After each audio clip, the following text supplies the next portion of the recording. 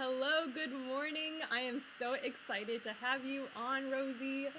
Thank you Thank so you. much for coming on the podcast. Thank you so much to Breathe for having me today. Thank you so much. I love to start off the podcast a little bit about introducing you. Who is Rosie and a little bit about your background. Sure. So first of all, I was born and raised in a small city called Brantford, Ontario, and it's the hometown of Wayne Gretzky. So I do want to say that.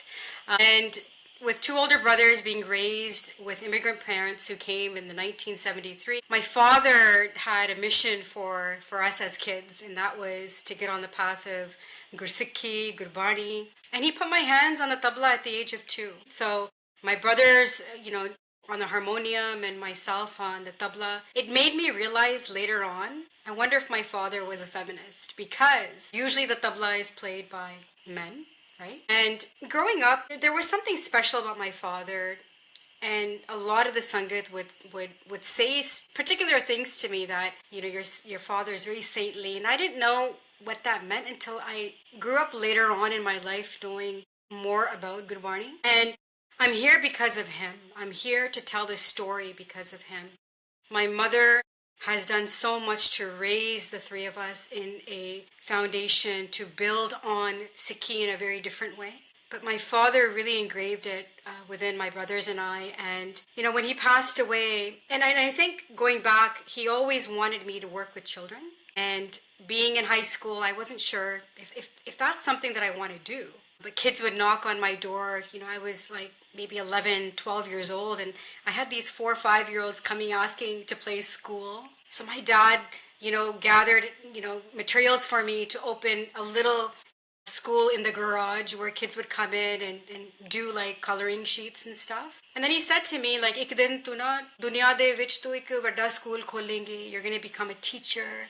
And I'm thinking at that age, like, I don't know what I want to be, but my father already had that mindset of where I was going to go in life, right? So fast forward, I did my early childhood education, a diploma, then I went to McMaster University to further child development and psychology. And throughout the years, growing up, being the youngest in the family, not understanding the world, sometimes we kind of trickle and go off the path, right? But what made me realize the important thing is where my foundation was. So dad, before he passed away, said to me that then tu vadayengi bachyan di psychological growth nu. And again, I didn't understand what he was saying. I didn't understand what he meant by hovega. And I'm thinking, like, how am I going to do this? Like, what is it that you want from me?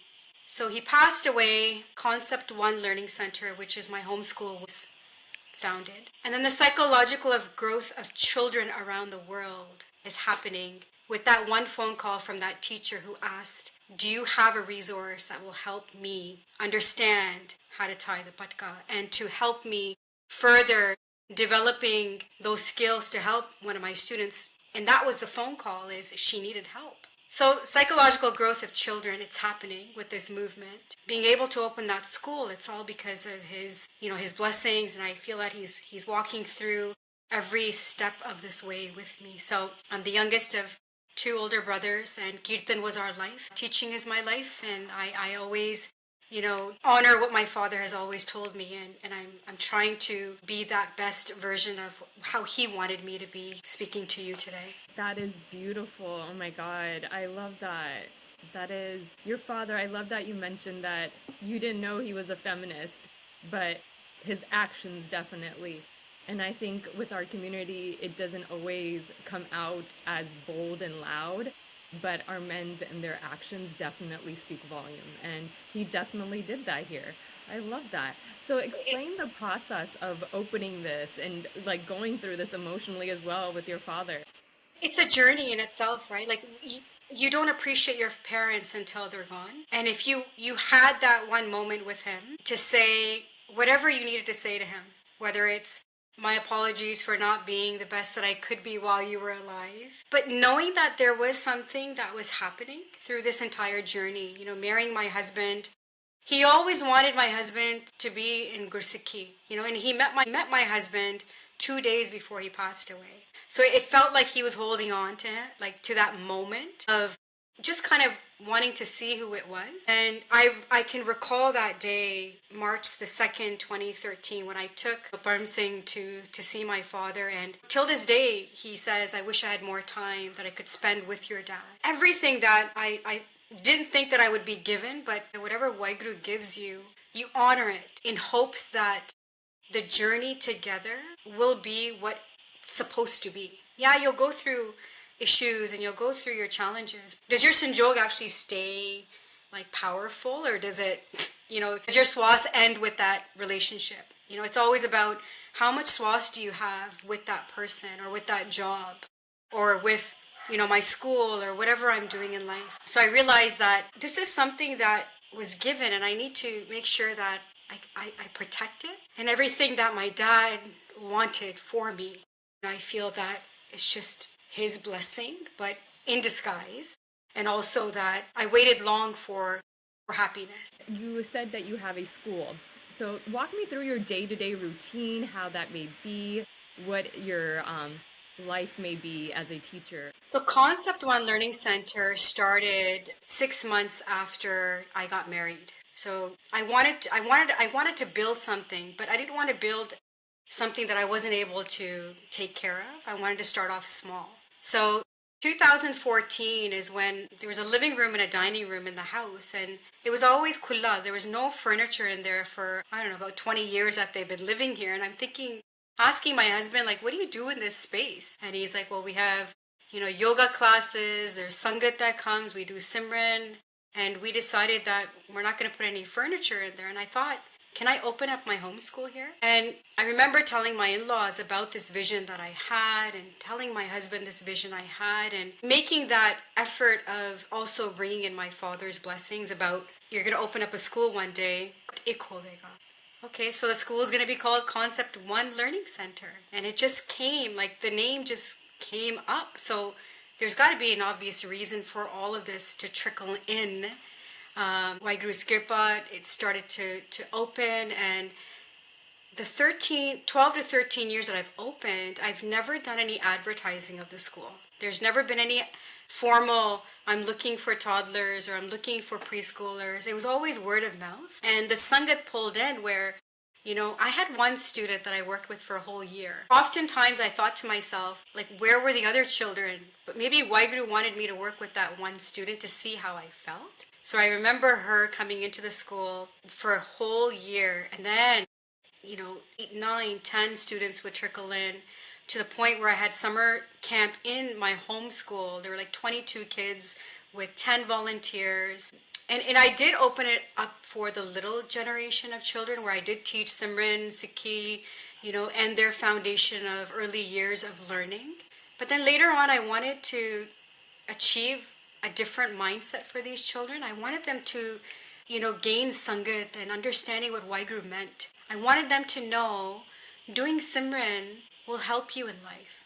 Whether they leave my school, at least they have an anchor to go through life with, where they have that tool, right? So going back in my life was never easy until you meet Gurmukhs, until you meet saintly figures who teach you the way. And it's up to you how you want to take that bachan, so that kind of try this and see what happens. And I've met those special souls after my dad passed away. And they showed you the way. They paved the way for you. But it's up to you whether you go that way or you go that way or you go straight and you see what happens. And I had the honor of being able to go to many, many different Sikh camps and to understand Bhakti in a very different way. So I brought that into the school system. I brought the aspect of Simran to these little kids. And every day they're like, why Guru? And my husband has an office upstairs and he's like, Rosey, even when I do my meetings, my managers are asking, like, what's that noise? Like, that's how powerful it was. I'm not saying I'm somebody. I'm only someone that Waheguru has brought to help these kids, right? And on a personal note, I don't have children. We accepted Hukam, and I have such an amazing husband who has accepted everything, you know. Telling someone that you're getting married, that you may not be able to have kids, it's huge. Whether that person's going to be like, well, I need to find another sanjogi. But our sanjog was meant to be. We're able to do kirtan together. I'm able to play tabla with him. We're able to go to sangat together. We're able to understand each other. Because Sikhi, that spiritual way of life, I may not look it, but it's within us internally. Without Waheguru, there's nothing. And having that foundation being built amongst the two of us and hoping that I can spread it and only give experiences where I felt it and not go beyond that, because I am no sant, I am no, someone that people should, ask for advice. I can only tell the advice of what I've learned in my life. So these children would come in every day, we would do Simran together, we would do the curriculum, and then they would ask, are we not doing Simran yet, Miss Rosie? Are we not going to talk about Waheguruji today? So they remind me as the day goes by, like, because I have a special Simran jar. So every time we do Simran in the class, they put a heart inside the jar. And when that jar gets full, they get a gift from Waheguru. So that's my way of bringing them closer in that special way. So my program runs from 8:30 to 3:30, just like a school program. Parents are supportive. They're amazed to see what they're learning. During the Sahibzades, I get really deep into conversation. We talked about Nila, the Kora of Guru Gobind Singh Ji. And some of the parents had no clue. But a 6-year-old, 7-year-old was able to tell their parents what Nila was. So they're learning at home. Jadon Simran karde ne school de vich and they go home and they're like playing and they're like, why? They're saying it. Like asar pa raha, right? So why not bring that into people's lives right now where they can actually embrace that? That is so powerful. And I'm a big believer in morning routines, waking up early before the kids and getting my part done before them. And I continue that. Even in our household, we don't turn any other music, TV on until like 10, 12 o'clock. Before that, it's all part, some kind of simran going on. And it's exactly what you said. Kids pick up very fast and they're sponges. And what you do, they will grasp. And the days that I have Simran on, I can hear them. My daughter tying her shoelaces and going, just Vaheguru, Satanam, Satanam, or like whatever, shabad that we were singing. And it fills my heart with so much joy that, this is what they're not repeating a song or anything like that. It's Vaheguru. And it's just so touching. And I love that you mentioned also, this journey is so interesting, being on this universe and on this earth. And we all have our own dharma that we have to fulfill. And I think when we go on this, we have a stereotype, typical look that we need to portray. And I always tell my friends and, my girlfriends and everybody, I was like, as much as we need mama, we need masiya, and we need y'all to make sure the tribe goes. And that's your seva, And your seva looks different in different ways, It's you helping these, which us moms, we have a hard time. We're dealing with all this other stuff. And this is where that tribe concept comes from. This is where our community really thrives. Because when we come together, it really builds our community. And you are really doing it. I love that.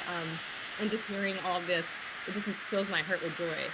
I want to go back because I reached out to you for your Patka Box. So in this creating a school, when did a Patka Box come to be? Where did this concept come into the fruition? So my journey, I knew that I was going to work with children, right? So the school concept was formulated by Maharaj, the blessings of my father.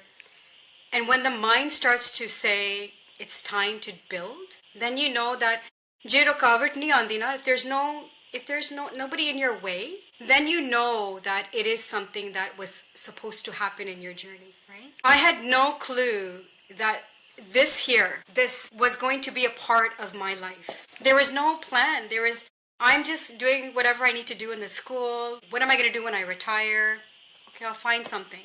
But then I knew there has to be a reason. Maybe Maharaj just said, here, there's this phone call that's going to come to you. And that's going to be something that's going to be the next step for you. Like we don't know Guru Maharaj di jodi den hai na, we don't know what is it. We often think that we're going to walk this journey. If somebody comes our way, was that like something that we had to go through, or something that you lose a job like 4 or 5 times? Maybe it's not the right one for you. You go through relationships. The sanjog was not there. It was only limited. The Patka Box, the phone call happened on February the 3rd, 2022, beginning of 23. And it was a friend of mine who said, Rosey Kaur, like, I know you work with students. I know that you work with Sikh students. I know that you are a community leader when it comes to resources for teachers on Sikh heritage. I have a student and that's just not willing to budge, doesn't want to leave the classroom because he has this cloth in his hand. And I said, okay, it's called a patka first, because I wanted to make sure she knew. And I said, I think what he wants is he wants the patka back on. So is he not able to verbalize? Because he came from India, he didn't have the language wasn't there.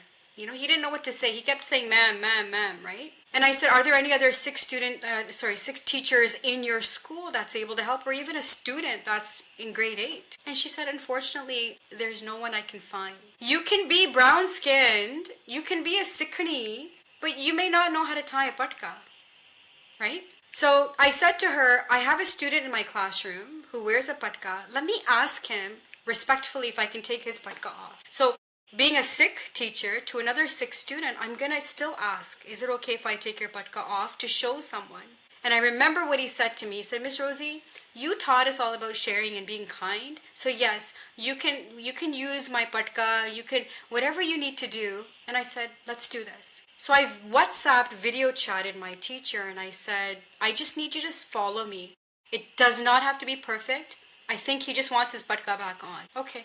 So one step at a time, patka was like, it was just going in these different emotions of watching someone who is non-Sikh wanting to do this, her willingness to want to get help. She could have called the parents right away, but she chose the oath of a teacher to help that student first. The emotions that we both were kind of going through, that, wow, like, I'm actually helping someone who's not even from our faith. Like, look how much love, the power of what Maharaj is doing in this phone call. She was able to put the patka on, and he just ran out of the class, like, as if there was, like, that's all he wanted. But he didn't know how to communicate it. He didn't know if she was able to. Maybe there were so many emotions going through his mind. So she said, thank you. And she literally was emotional, because she's like, what if this happens again and you're not available? And I said, don't worry. But then she said, do you have a resource? And I said, no, but I'm going to make you one today, and I'm going to drop it off. Just tell me where and when. So I went downstairs, but then I went to Babaji's room first, and I said, Maharaj, thank you for the seva, but should I do more? So I read the Hukamnama, and the Hukamnama was, Khoob teri pagdi meethe tere bol. And I'm like, okay, like, what is this, right? So I went downstairs to my studio, and I had a box, and I have a sticker machine, I have cardstocks. I'm like, what can I do to put this together? And then I asked my student, is it okay if I take step by step, like 10 steps on how I tied your patka, and I'm going to print it out? He's like, is my face going to be on there? Is that going to be my head? And I said, yes. He goes, am I going to be famous? Because I always want to be a YouTuber. He would always say this to me.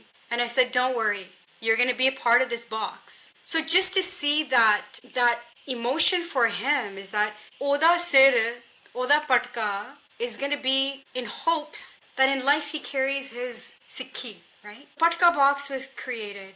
It was created with a cardboard white box first, with a sticker, a simple sticker, with step-by-step instructions, with, you know, material on what the patka is. 2 patkas, because I have patkas in case, I don't know, in case somebody needs one. Like, I don't know why I had them. And I put it all in a box. But then I thought to myself, because my husband came down, he goes, what are you up to? Like, you can't do this. Because there's patkas inside these boxes. I said, don't worry. There's going to be professional learning one day. Everything is going to be okay. So I labeled everything. Please don't put it on the floor. Make sure that your hands are washed. All my contact information. I even wrote my first box said 24/7 call. Call me anytime you need anything. As if I'm the Patka Box, like, police. The Patka Box auntie is what people call me nowadays. So when I gave the box to her, The principal had a look at it and said, this is really unique. We need to do staff development training about this because, again, I don't want teachers to not understand Sikhi, to put this wherever they want on the floor. Like there has to be a professional learning that needs to go with this. So it took time. It took me, my fails and my wins and my tears and my, like, this is not going to work. Like, okay, I gave one box. I think that's enough, right? Then I thought to myself, well, if it's just one teacher, what if there's other teachers out in the community that are going to be stuck in this situation? 2 days later, CBC called me. Waiguru knows I did not reach out to them. Like, why would I reach out to them? They said, we want to do a story about the Patka Box. And again, I thought to myself, like, I'm having shivers right now because, like, this entire movement it's not something that I thought about. Like, it's part of my journey. It's part of what maybe मैं पिछले जन्म दे विच कितना होना सी, but it wasn't fulfilled. Maybe it needed to be fulfilled now, right? CBC calls, can we come in a few days? And I'm like, sure. Like, I don't know what they want to talk about. They said, you helped a teacher out. And I said, how? Like, we were just looking through your profile and we saw that you had mentioned this story. So now we want to make it go live. So they came, the CBC trucks were outside. My neighbors were like, everything okay? I said, yeah, they just want to do a story about my Patka Box. And it was weird because I'm already talking about my Patka Box, right? So Waiguru is there and is like Waiguru just gives. There's too much giving in that way where you have CBC here talking about the story. After it was aired, school districts after districts were reaching out to me. How am I going to fulfill 500 boxes? Like, how am I going to do this? I don't have a workshop. Then I had to create a workshop. I had to create space. I had to make sure that there was room in the house because I don't know what's going to happen. So now the real deal is that all of Ontario has been done. Every school district in Ontario has been done. We are now going Canada province-wide. We are now going into hospitals. We are now going into child life centers. We're going into ER triages. We're going into surgery. We're going into gynecology. We're going into labor and delivery. Because Sikhi is not, so there's a Patka Box for schools and there's a Patka Box for healthcare. So Patka Box for schools has limited school about children. But now we're going into branching Patka Box for healthcare, like removal of the hair, removal of Sikh article of faith. Like many leaders that I'm talking to within this hospital systems are like, we don't know what to do with the article of faith. Like, so there's a large number of training that's happening right now, but with Waiguru's Kirpa, over 15,000 boxes have been created. That's just amazing. I remember the cardboard box. That's how we got it. And every year, we have the little stick figure Patka kid, and Himmat has colored it, and we put it up every year on our Christmas tree. And it just reminds me, I reached out to you to get the Patka Box because my son he's a Nangi Juri. He doesn't wear patka, but that goes back to what you are enforcing, It was because he felt uncomfortable, and now he just embraces his hair. But we shouldn't have to, And him, when I took the Patka Box to his teacher, and I read the story, I explained everything, and I could see himself just being like, yeah, they understand me now. They know who I am. And it just like a calming effect. Like, now I don't need to over-explain what this is, what I have to do. And just like how you're saying, some of these kids don't even know. And it broadens their education, especially in the United States, where it may not be as prominent compared to Canada. But when you see and you're educated, now you can go back home and educate your parents as well, which is, it's such a beautiful way. When Himmat Singh is your child today, when he goes through that journey, he's going to know the strength within him, right? His name is that. He's going to know that wherever he goes in life, he doesn't need to really, he'll automatically fit in, right? And let Himmat Singh know that there's going to be some more stuff coming to him from Miss Rosey, in hopes that strengthens his life in ways that will help you and be able to strengthen his mindset for maybe one day wanting to wear a patka, wanting to wear, the mala, and wanting to go out in this world and say, You know, yes, I am Guru Gobind Singh Ji's, grandson, child, however he wants to feel. There's no judgment on, when I do my professional learning, a lot of times leaders will ask me, there are kids that cut their hair that are Sikh faith based. There are kids that keep their hair. And again, Sikhi is all about not judging anybody. Tusi wal rakhoge, na rakhoge. Your Sikhi could be 1,000 times much more stronger than those that keep their hair, right? Oftentimes I get asked, you do this Patka Box educational movement, how come you don't cover your head? And these are the questions that I get asked many times, is that I always believe, internally your journey is going, you wouldn't have to ask those questions. You would look beyond that. Sometimes I'll wear nail polish and I forgot to take it off and I had kirtan seva or I had to do tabla seva. You'll get the community coming to ask, Benji, don't, it's not good. But are they looking at my external factors, or are they not understanding Gurbani and what Guru Sahib is saying, right? So whether it's the Patka Box, whether it's the Patka Box, whether it's whatever you do in life on a Sikhi way of life, there's always going to be those challenges. But you have to keep going. And that's what there are times where I failed at this. I said, people are saying so many negative things about the Patka Box movement, or, there's been someone else who's created it, or something else is happening. And I'm going along. That's why I trademarked and WePo'd for a reason. This is my hard work that I've created, right? It's not, there's no ego that mera hai, like tusi nahi kar sakte, you can't do this. But I don't own Sikhi, I don't own the Patkas, but I do own everything that I have created, right? Everything that I've done, it took a lot of work. Yes. And that's where it goes with your Sharda. And I think people don't understand this. When an entrepreneur, regardless of what seva you're doing, as an entrepreneur, ਤੁਹਾਡੀ Sharda hundi hai that really makes it flourish and successful. And when you align that with your taram and your karam and everything, it's just a whole different fruition and success, And I totally agree with that. And it's the Sharda. And I totally agree with you what you said right there. It's like, you have to give, for example, for Himmat Singh, I really feel like he's going to be my Dharmala kid, skip the whole patka and wear to a patki. But that's where it's having these resources, when he goes into colleges or the healthcare field or whatever. I'm in the healthcare field, right? But we have no knowledge of how to handle these situations. And having a resource like this just allows us as a community to be more educated as a collective of how to educate everyone.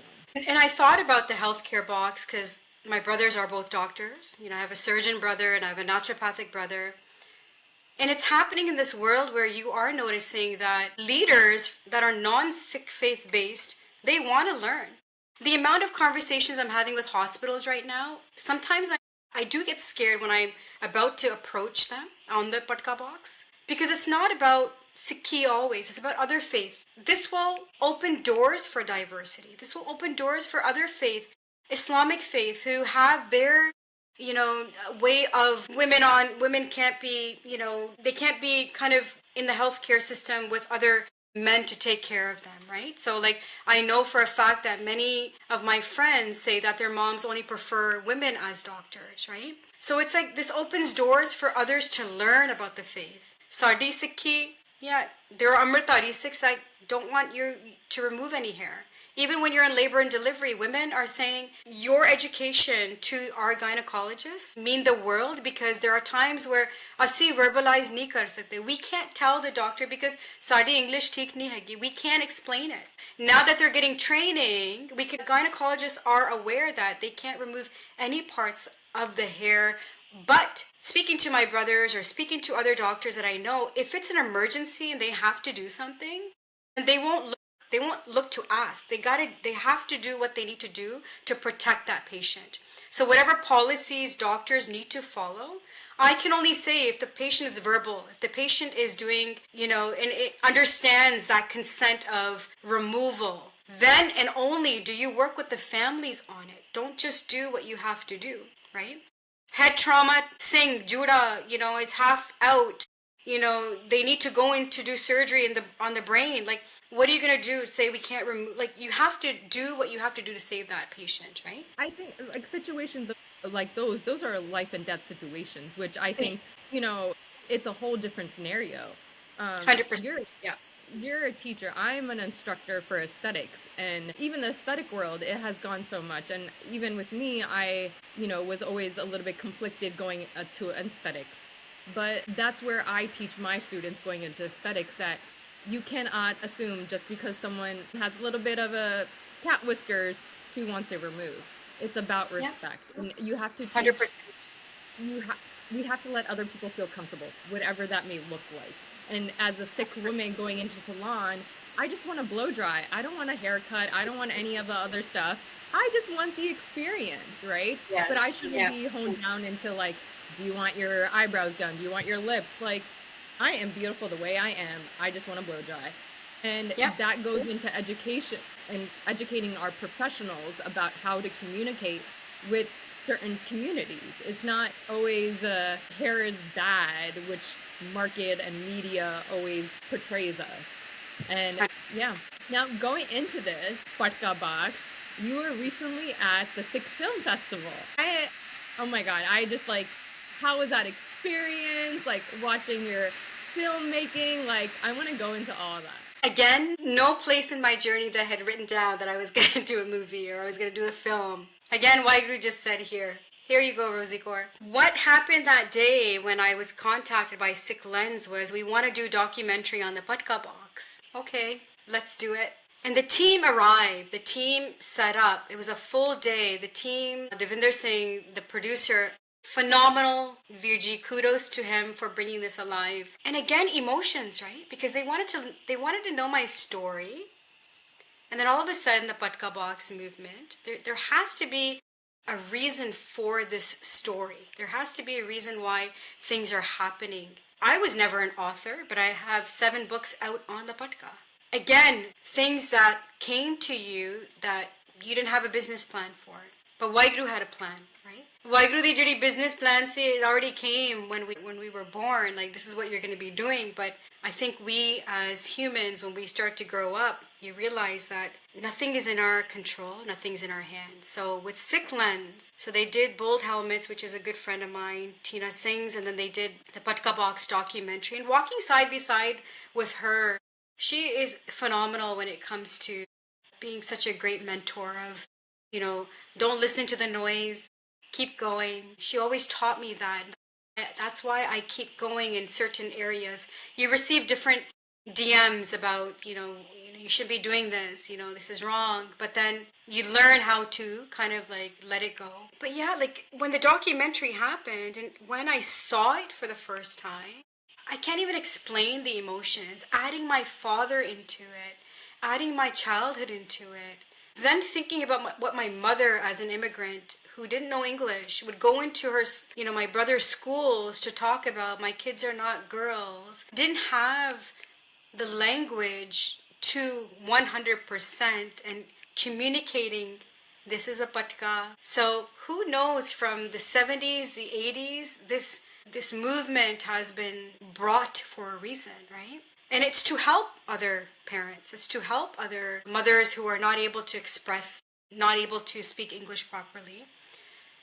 And every time someone went to go see the film, either I would get a DM or someone from my family saw it in the States, and they're like, Rosey Kaur, what you've created has helped a lot of parents. What it's helping are our children of the next generation. That there is something out there, that they don't have to feel scared going into, a school, that they're going to be the only patka, that boy that's going to be walking the hallways. They're going to get support through these videos, through these resources, through this Sikh Lens film that gives children the opportunity to learn and grow in hopes that they keep Sikhi alive. And when I say Sikhi alive, like we all have karam that we go through, right? And we're going to go through. Himmat Singh is going to go through his journey, however he's going to go through. Your daughter's going to go through her. I'm going to still continue going through what I need to go through. But what every time I speak to students, or even after the Sikh Film Festival, parents will come up to me. They'll ask questions like, How do we make sure we maintain this for our child? How do we maintain Sikhi for our children? So every day when you tie the patka, make sure you're telling stories about Qurbaniya, telling stories about what our gurus have done. Even during this time, Poda Meena, Sahibzades, what's happening? When I tell stories to my students, like I read the entire Sahibzade book, and it was 10 chapters, and we read it within 2 days. I had music, we have a big mural that's in the classroom that the kids created. And 6, 7, 8-year-olds' tears, you felt that movement. So some of them, even after watching the film festival and the movie, a lot of children will say, "Asi nahi katne wal hun," right? We're not saying, like, do what I'm telling you. I'm not saying follow the Patka Box movement, follow Rosey Kaur, I don't want no one to follow me. All I want is for children to understand how powerful they are, especially when it comes to having that tool of Waheguru, having that tool of Simran, having that tool to live life if they're being bullied, right? In hopes that the film festival and wherever it's being played, that these children, they actually feel, they feel that they can actually go to school feeling that they are important, that they're not going to be made fun of, that they can stand up for who they are and not try to fit in. Like, just go in and tell everybody who they are and have himmat, and have strength, and to say, I'm a Sikh. This is what our Guru, our Waheguruji gave us. And if you want to be a part of my journey, I will teach you all the things that I know. And you'll see these kids, like, they'll have their, like, pack. They'll have their group of non-Sikh faith boys and, like, men and doing all this. But these boys feel part of, like, a Patka boy. They feel a part of the journey with them. Now Patka girls are coming into the Patka Box movement. How to tie a Patka for girls is going to be part of this. There's going to be, additional information about girls and empowering girls in the Patka Box movement. Because I already knew that I wanted to do something for the girls because, again, we're inclusive, right? My dad put my hands on the tabla for a reason. Okay, I can't exclude my little princesses. I have to include them in this box. So the journey is about the Sikh children. This does not mean that I do not care for kids that cut their hair, that are from the faith. Sare bache, they're all one. They're all the same. I give my love to everybody. But what's important is the Patka Box movement is for those that keep their hair, that feel that they need to cut their hair to fit in, that they need to be a certain way to fit in.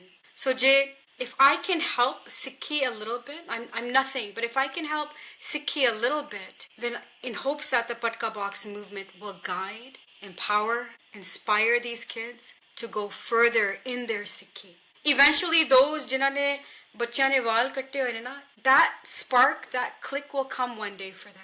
But we can't force them. We can only see Waheguru in them. We can only help them and hold their hand through the process. Because through this, you don't know, Kiri, like, when they say, like, that spark will come one day. You don't know what's going to happen to these children that are, that are maybe feeling it, but they don't know what to do. Yeah.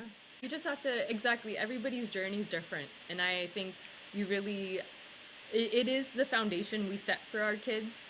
And if we set a good foundation, regardless, whatever, but the foundation we set, no matter what, will bring them back home. So and Waheguru is forgiving. Yeah, exactly. We just, as parents, need to understand that it's okay. Unna ne bhi zindagi jeeni hai, that Waheguru is guiding them whatever way it may be. They have to go to their own journeys. Dukh taklif onde hai, and sometimes you just have to go through it to realize what is really Sikhi for you. And 100%. I think with us in Sikhi is just cutting our hair and, like, moving away, especially in my generation where, our parents were struggling, and we were just trying to fit in. And now, I see both of my kids embracing it. Not even a hitchkacha of what my generation had to do, And it's because of these resources and what our community is doing as a collective, whether it's the little TV shows we watch on YouTube teaching us about Sikhi and the different Sakhiyan, or creatives like yourself that are creating Patka boxes that are helping our youth. all of these little elements are just making our collective youth so much stronger. It's just amazing to see. And then I like to, my background is in skincare. So I always like to ask, what do you do to take care of yourself in this crazy making all these projects? How do you take care of yourself? What's your morning routine like? Life is always busy for all of us, right? And that's one thing that I always struggle with because a lot of my friends will say, Rosie Benji, like, do you take care of yourself through all this? When do you have time for you? Because it's either book creating, resources, like, do you ever sit down, right? I'm realizing now that you do need to allocate time for who you are and what you want to achieve and what taking care of yourself. Like, I've been on this health, hopefully this, within this year, getting my health back to normal, like, starting to work out. My husband's always like, he's so strict with everything that he does. He works out, he eats well. I'm the one that wants the sugar, and I'm going to blame it on perimenopause because perimenopause, it will put you through all these different plateaus of wanting to have certain things, right?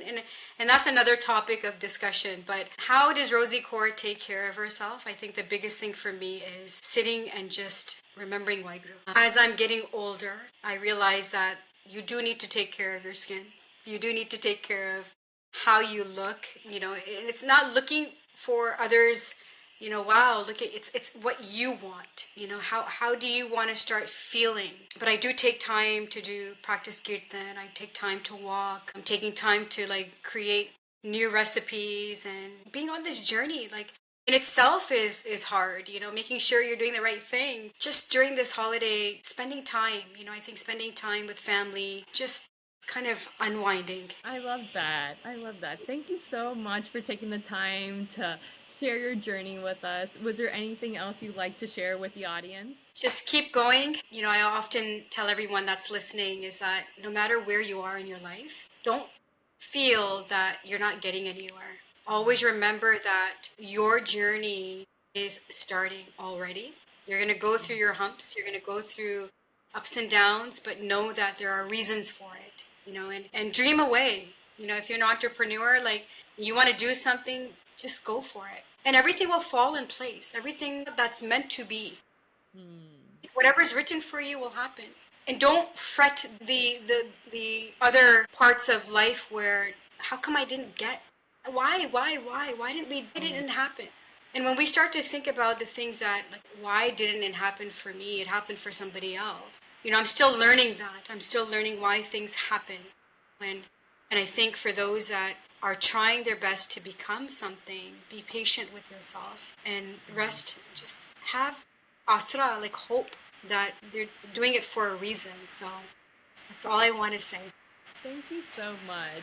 And can you share where our followers can connect with you, follow you, support you? Sure, Instagram, early_concepts. Send me a message 24/7. I will be there to answer. But if you Google Rosey Kaur, you'll see everything that's being done in the community, in the world. But in the end, it's all what Waiguru wants me to do, and that's all I'm doing. So thank you so much to Breathe for giving me this time to talk about me, and to talk about the journey. And, thank you. Thank you. Thank you. Thank you. Thank you. All right, I'm going to go ahead and pause it right here.